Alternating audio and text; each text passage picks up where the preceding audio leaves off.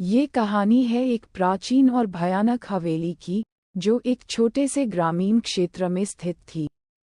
गांव का नाम था मृत्यु नगरी, और इस गांव की पहचान उस खतरनाक हवेली से होती थी। इस हवेली का निर्माण सैकड़ों साल पहले एक अत्यंत धनी जमींदार राजेश ठाकुर ने किया था। राजेश ठाकुर अपने समय का एक निर्मम व्यक्ति था। हवेली के निर्माण के दौरान कई निर्दोष मजदूरों की जान जाने की घटनाएं सामने आईं। कहा जाता है कि ठाकुर ने हवेली में दबी खजाने की खोज में कई बलिदान दिए थे। इन घटनाओं के बाद हवेली में अजीब और डरावनी घटनाएं घटित होने लगीं, और धीरे धीरे वह दोबारा कभी न खुलने वाली जगह बन गई। सालों बाद एक युवा शोधकर्ता वीरेंद्र ने ये तय किया कि वह इस हवेली के रहस्यों का पता लगाएगा। वीरेंद्र का मानना था कि इन घटनाओं के पीछे कुछ न कुछ सच्चाई जरूर है। उसके साथ उसकी 4 दोस्त आर्यन, सीमा, रोहित और नेहा भी जाने के लिए तैयार हो गए। एक दिन सभी मित्र पूरी तैयारी के साथ हवेली की ओर निकल पड़े।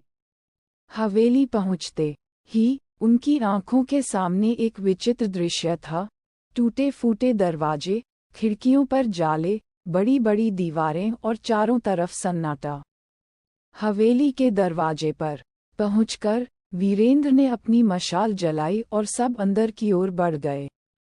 जैसे ही उन्होंने हवेली में कदम रखा, चारों ओर सन्नाटा बढ़ गया और हल्की हल्की ठंडी हवा चलने लगी। उन्होंने हवेली के विभिन्न हिस्सों की जांच शुरू कर दी। हर कक्ष में अजीब और डरावनी चीजें थीं। टूटे हुए फर्नीचर, जमीन पर खून के धब्बे और दीवारों पर अजीब से निशान। जांच करते करते वे हवेली के एक बड़े हॉल में पहुंच गए, जहां एक राजसी सिंहासन पड़ा था। सिंहासन देखकर उन्हें महसूस हुआ कि यहाँ कुछ रहस्यमय है। जैसे ही उन्होंने सिंहासन को छुआ, पूरा कक्ष अंधेरे में डूब गया और हवा में ठंडक बढ़ गई। अगले ही पल एक भूतिया आकृति उनके सामने प्रकट हुई। वह आकृति राजेश ठाकुर की आत्मा थी।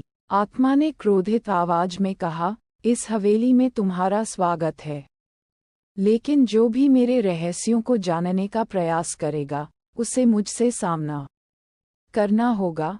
वीरेंद्र और उसके दोस्त डर गए, लेकिन उन्होंने साहस दिखाया।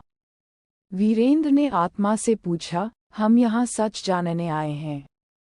तुम्हें किसी विशेष कारण से शापित किया गया है। हम कैसे मदद कर सकते हैं? आत्मा ने बताया, मुझे मेरे कुकर्मों की सजा मिली है। मैंने कई निर्दोषों की बलि दी थी। अगर तुम मेरे हाथों मारे गए निर्दोषों की आत्माओं को शांति दिला सकते हो, तो मैं भी इस शाप से मुक्त हो सकता हूँ। वीरेंद्र और उसके दोस्तों ने आत्मा की बात मानी और ठान लिया कि वे निर्दोषों की आत्माओं को शांति दिलाने के लिए कुछ भी करेंगे। उन्होंने हवेली के तहखानों की ओर कदम बढ़ाए, जहां कहा जाता था कि उन निर्दोषों की आत्माएं बंद थीं।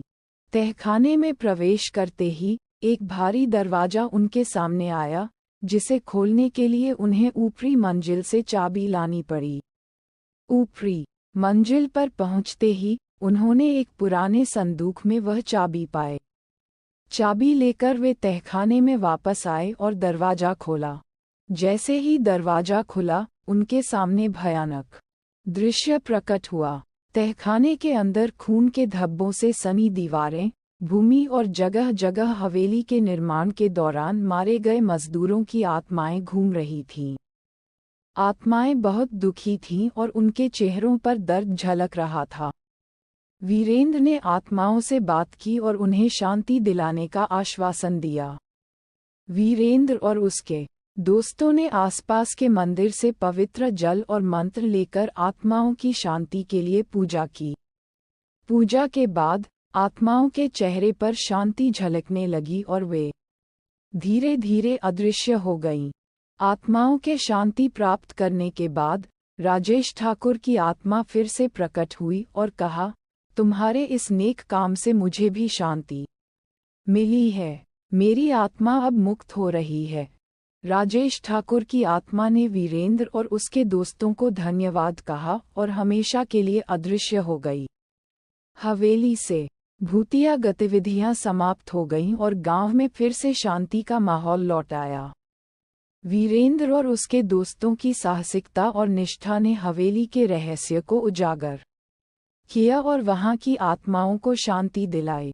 इस घटना के बाद शापित हवेली अब शांति हवेली के नाम से जानी जाने लगी और वीरेंद्र और उसके दोस्तों की कहानी हमेशा के लिए यादगार बन गई।